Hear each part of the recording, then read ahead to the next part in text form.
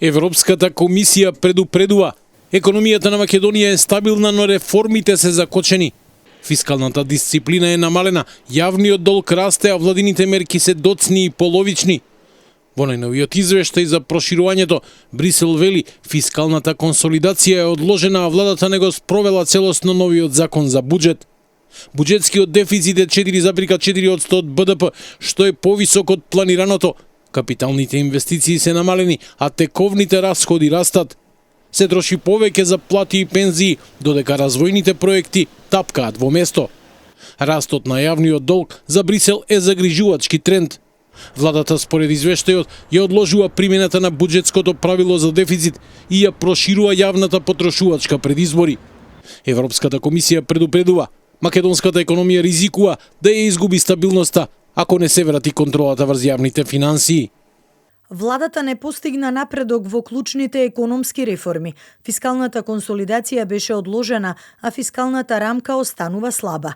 Јавниот долг порасна на 62,4% од БДП во 2024 година, од 49,2% во 2019, додека притисоците од трошоци продолжуваат да растат. Политиките не се целосно усогласени со инфлаторните и фискалните предизвици. Инфлацијата пак, иако забави на 3,5% во 2024, повторно се забрзува поради поскапувањето на храната. Дури и со привремените ограничувања на профитните маржи, ценовниот притисок не стивнува. Платите растат, но продуктивноста е речиси во место, што за Брисел го намалува надворешниот конкурентен капацитет.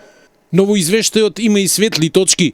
Банкарскиот систем е стабилен со минимални ненаплатливи кредити и висока ликвидност. Невработеноста е историски најниска, 12,5%, но младите се уште ја бараат шансата надвор од земјата. Иако извозот падна, трговијата со Европската Унија останува доминантна, над 60% од вкупната размена.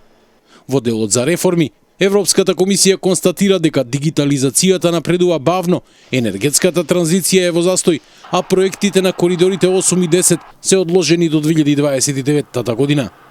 Макроекономските и буџетските прогнози често се преголемо оптимистички и вообичаено немаат прецизно пресметани фискални ефекти на новите предлози. Дополнително, фискалните податоци се нецелосни, бидејќи голем дел од јавните институции не се вклучени. Извештајот ја препознава стабилноста, но и забавеното темпо на реформи.